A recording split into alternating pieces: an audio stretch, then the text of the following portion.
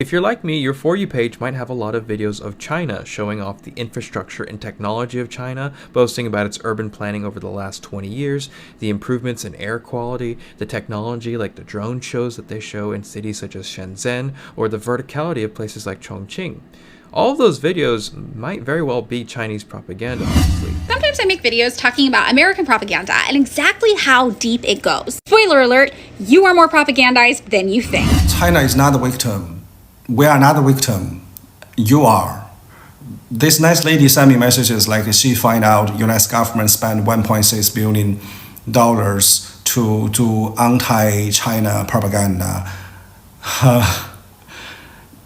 And she feels sorry for us, like we are the victim. No, dear, we are not a victim. You are.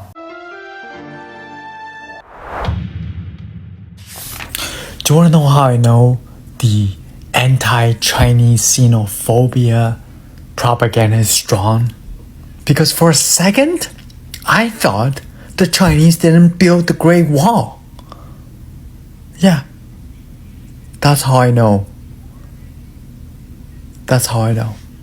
So I just heard the most ridiculous rumor about China that I think I've ever heard, and once again it was on the Sean Ryan show, but this time coming out of Sean's mouth himself. I really wish he would check his facts before he speaks, but he said that people in China are now putting rocks in their shoes to alter their gait to avoid gait detection, which is now deployed in the AI systems in the cameras they use here. But guys, this technology was invented in the US, and I wouldn't be surprised if they're also using it there. But guys, this kind of AI gait detection really has its limitations. It can only really be used when you have a certain angle of shot of a person, and they'll only ever use it if they can't facially recognize somebody. And guys, they're not doing this like all the time. Like a lot of people in the West like to say they're monitoring our every move. It's just not happening, guys. If you commit a crime or they need to catch somebody, they will use these AI facial recognition systems, gait recognition systems to try and track down these people and bring them to justice, which is fair enough in my opinion. I think if you have any issue with people using cameras, then you're obviously planning on committing a crime, or you're worried that you might commit one without thinking. But anyway, guys, people are not putting rocks in their shoes, guys. This is just ridiculous. I mean, first of all, if you put a rock in your shoes, guys, and you walk around with it all day, you're just going to end up injuring yourself. Wouldn't it be better just to fake a limp or carry a heavy backpack or just stick yourself in a wheelchair and roll yourself around? The idea that people are putting rocks in their shoes to avoid gait detection is just ridiculous. I mean, theoretically, it might be being done, right? But plausibly, there's just no way. And I think the reason these ridiculous rumors persist is because it has this kind of romantic narrative, doesn't it? It's like the oppressed are using this simple technique to kind of outsmart the super advanced AI. But guys, let me know what you think about this in the comment section. I hope most people realize that this is as ridiculous as it sounds. And guys, wherever you are today, I really hope you're having a fantastic day and you haven't been walking around with rocks in your shoes all day. And you take care, okay?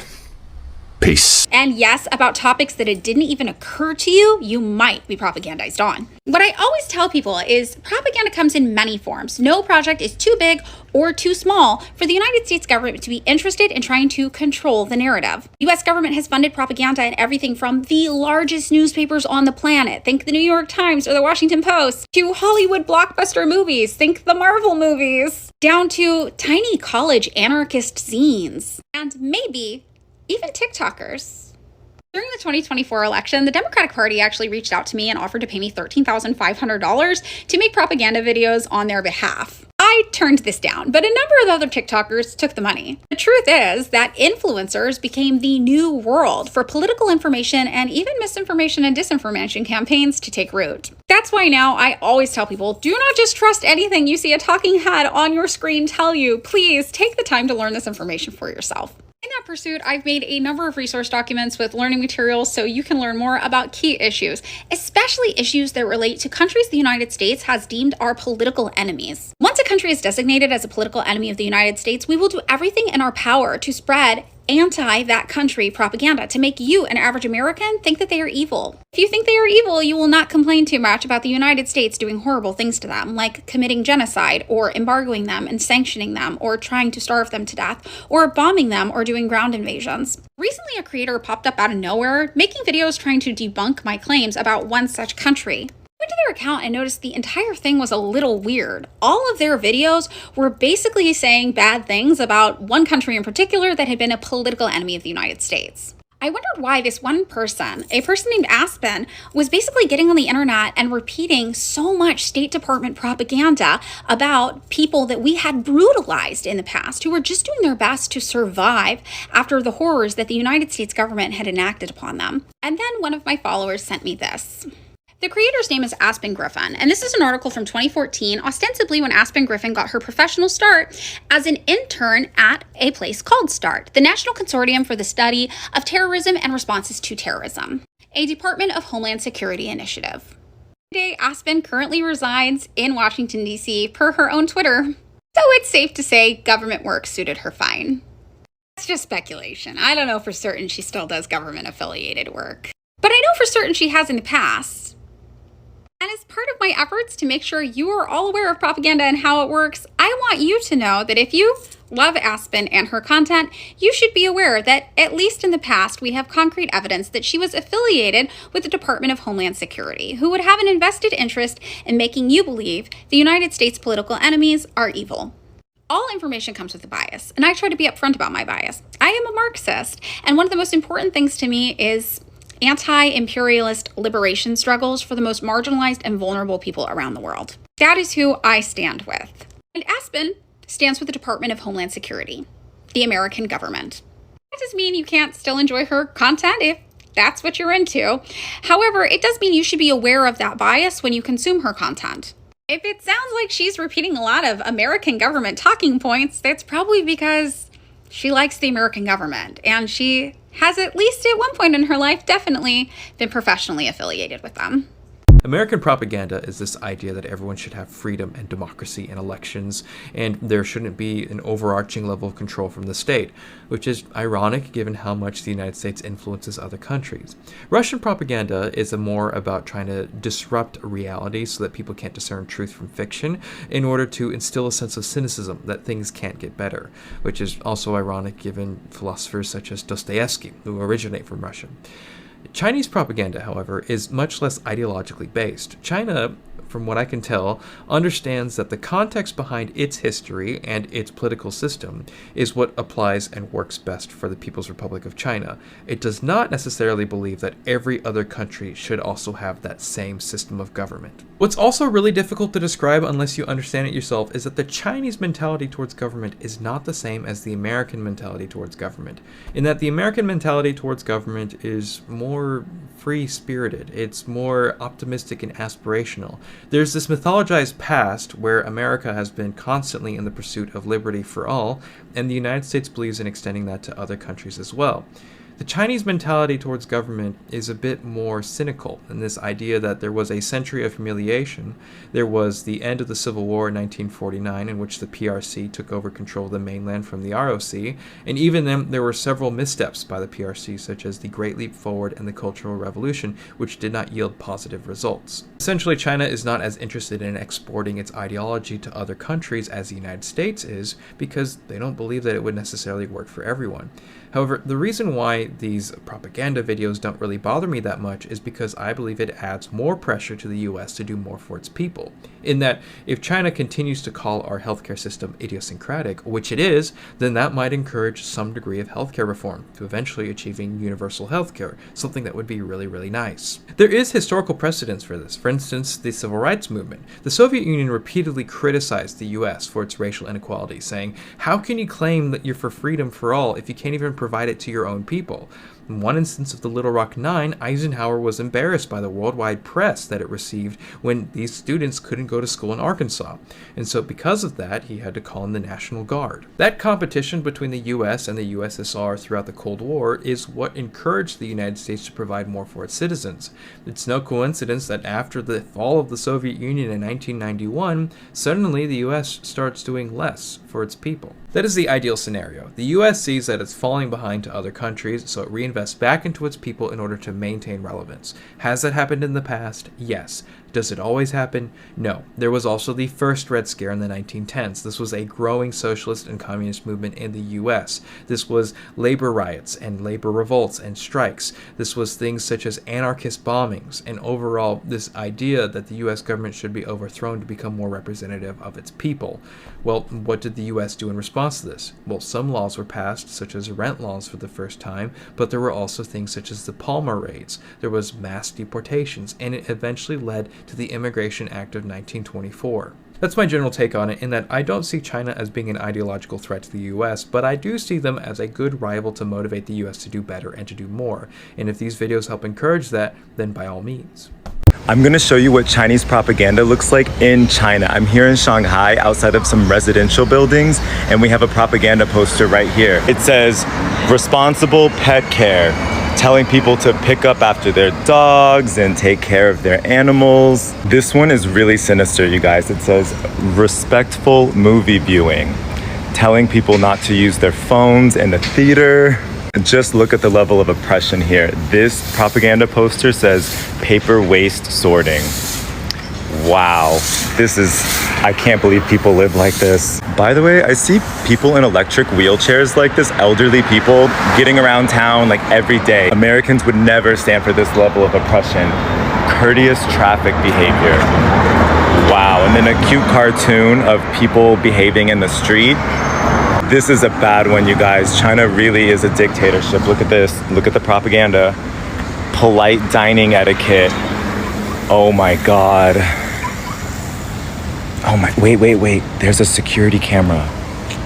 I see security cameras everywhere. Now that I'm really looking around, they're in plain sight because they want you to know you can't commit crime here.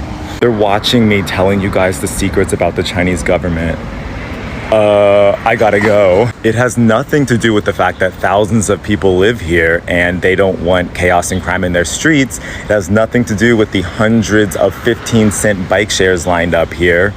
That's not it. They're not protecting those. They're oppressing people with, I'm gonna go over here. Okay, first off, these are all electric cars. Do you see the green plates?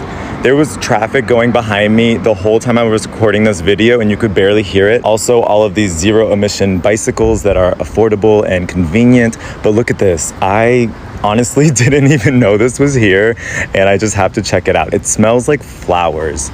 We're in the middle of Shanghai. There's a tennis court here. People are playing tennis. There are doves and butterflies everywhere. This is gorgeous.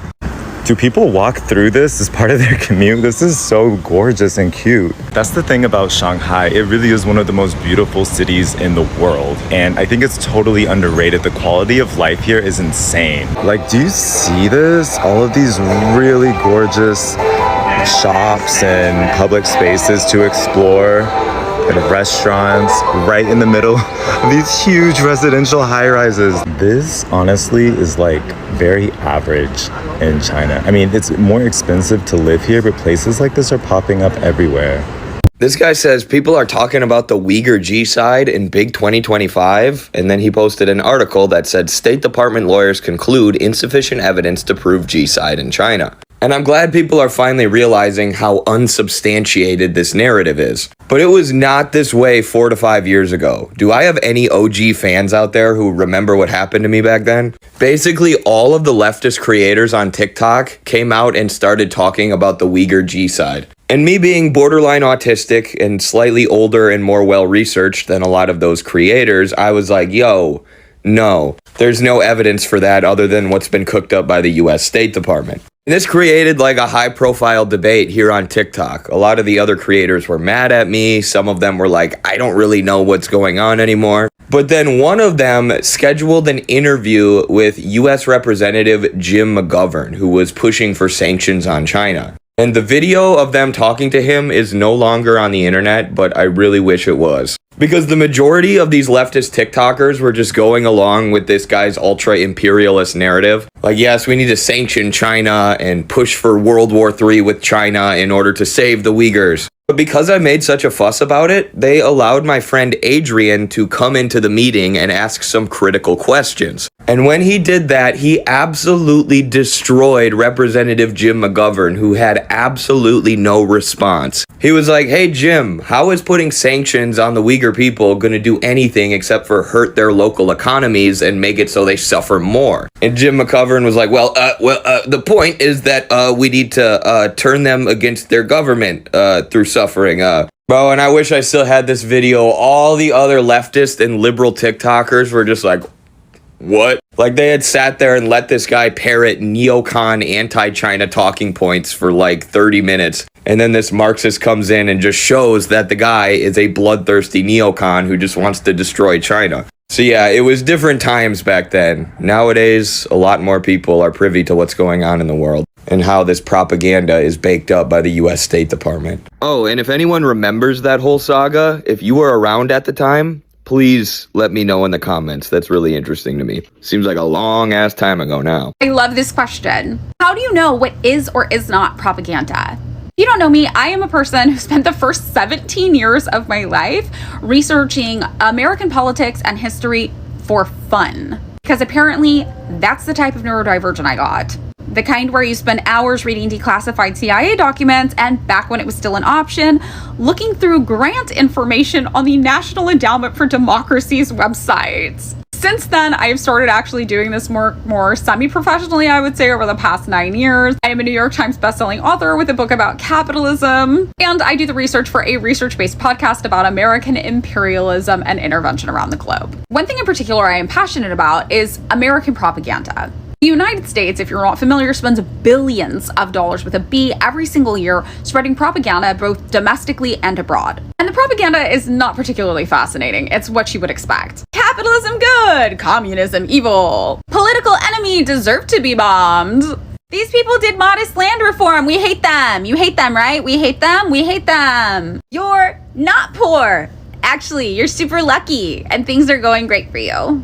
It's almost insulting how repetitive the propaganda is, yet propaganda is cheap and extremely effective. In the 1970s, Carl Bernstein, who was a pretty prominent journalist, came out with this bombshell article called On the Media, which actually exposed some of the networking that the CIA was doing with prominent journalists here in the United States to spread this type of propaganda exactly. His research revealed that pretty much every major newspaper in the United States had multiple journalists on staff were just publishing government propaganda as though it was the news. And what he uncovered was just the tip of an iceberg, as it turns out. In the 1960s and 70s, the CIA in particular got hit with so many scandals of this type of information getting exposed that they decided to stop trying to do this type of work completely undercover and created a whole new arm through which they could do it above board. If everything was done above board from the jump, they figured, it wouldn't be breaking news because there would be nothing to divulge. And that is how the CIA's NGO, the National Endowment for Democracy, got started. Now, the job of the National Endowment for Democracy is to find or create out of thin air people who are sympathetic to an American way of doing things. People who hate socialism and communism, people who love capitalism, people who want to maybe overthrow left-leaning government leadership in their countries, even if they're democratically elected, and replace them with somebody who's more sympathetic to American business. Here, the nature of American propaganda changed, and we also introduced something that is now called the U.S. Agency for Global Media, but has gone through many different iterations in the past, including previously being called the Broadcasting Board of Governors. The U.S. AGM is an outright propaganda wing with multiple propaganda networks operating underneath it that are all also congressionally funded. National Endowment for Democracy remains congressionally funded to this day as well. Donald Trump did recently cut funding to many of them, but they aren't fully gone. But this isn't because he hates American propaganda. I think it's probably just because he wants to consolidate their messaging power under the presidential title. These are the options when you vote Democrat or Republican, by the way. The Democrats want to do the propaganda this way. Republicans want to do it this way, but you're still getting the propaganda at the end of the day. So knowing, for example, that the United States government recently passed a bill just to spread over $1 billion worth of anti-Chinese propaganda alone, how do you know that what you're looking at is actually trustworthy? You're not even able to just go off of the idea that the person that you are learning from, for example, has some sort of academic qualification. PhD in a subject doesn't mean that the person doesn't have, for example, a pro-Western or pro-government bias. I always joke that Milton Friedman had a degree in economics and it did not stop the Chicago boys from destroying Chile.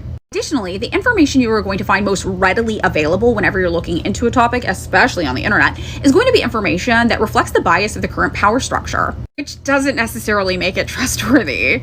And to make matters worse, resources that are supposed to be independent and sometimes even human rights watch groups, you will find they themselves citing American propaganda outlets as though it is real. So how do you know what is real? Here are the basic research methods that I recommend every single person employ. Number one, always check your sources. The first thing I do when I want to know how trustworthy a source is I want to find out who is paying them. Payment is directly correlated to interest. Somebody in my replies to this person basically had the same recommendation, and they worded it so eloquently. It was something like, the truth is the truth regardless of financial interests. So establishing what the financial interests are of your sources first and foremost is paramount. First thing I like to check for is a US government affiliation, because unfortunately that is probably the thing you're going to run into most of the time. To do this, you can research the actual funding for that source. Very often, if it's a nonprofit, for example, they will have to post their financial records publicly, and you can look to see if they're receiving government grants. Additionally, I will often Google that source and National Endowment for Democracy to see if they are affiliated with this CIA's propaganda NGO.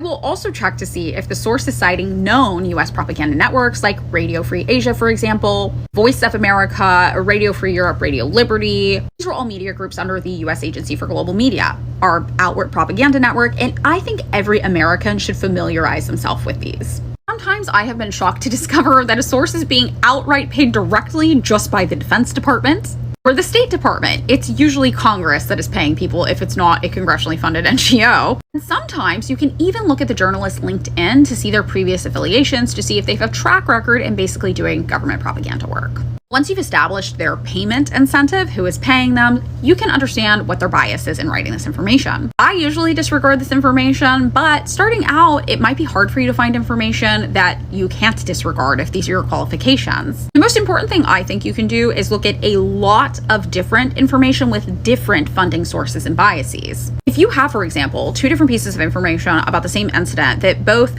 are funded by different people with different political goals, but they share a commonality that's repeated over and over again within both texts, you can assume that that is probably true if both sides are saying it. The thing you can do when looking at research, though, is to always attempt to go to the primary source that is being referenced. Most stuff you are reading on the internet is not primary source material. It is reporting on reporting on reporting on reporting, and I blame the death of the newspaper for that. People are just trying to get as much content up as possible, and very often websites will even repost other websites' news sources, full news articles, just like this is actually from this website and we reposted it here. No matter what you're looking at, the most important thing you should do is look at the first source for the information. Who said this information? The primary source material, and try to go look into them and see what's going on. Sometimes, for example, you'll see a primary source that says something incendiary, and you'll go check them out and be like, well, this person has a bias against the thing that they are talking about, because they got into some conflict over this other thing, so I'm not sure how trustworthy they are. Sometimes you look and be like, yeah, this person looks super trustworthy. They've said this consistently, and their story has not changed over like 10 years of them telling it in a public forum. Additionally, looking at peer-reviewed academic texts is great. However, it's important to remember that peer-reviewed academic texts will often have their educational institution, that bias, written into their text as well. Different schools, different educational centers, they have different biases in how they are going to teach you information. They have different emphasis, different focus from each other even. So it's important if you're looking at peer-reviewed academic text to also leverage multiple against each other. If you're reading a take from somebody, try to look up the opposite of that take and see what somebody who is also published in a peer-reviewed academic journal has to say that disagrees with that, a counter to that. Very often you will see academics get petty with each other and debunk each other and go back and forth, and it is quite entertaining. And if you read around 5 or 6 of these articles going back and forth, you will come out of it with a pretty good understanding of the situation. Last but not least, recognize your own bias. If possible, name it. I am a Marxist. I analyze everything I encounter through a Marxist lens. I know this about myself, and I like this about myself because I am a Marxist. I think most Americans have a bias for ease, though, if I'm being perfectly honest. They're lazy. They will look up the first thing that pops up when they Google, maybe even sometimes the AI summary, which again is not actually intelligence, it's large language modeling. It's just repeating the types of information it sees shared across the internet the most often, which again is going to reflect power structures and is not credible or trustworthy. And most Americans are like, this was easiest to find, so I'm going to accept this as truth, because proper research takes effort.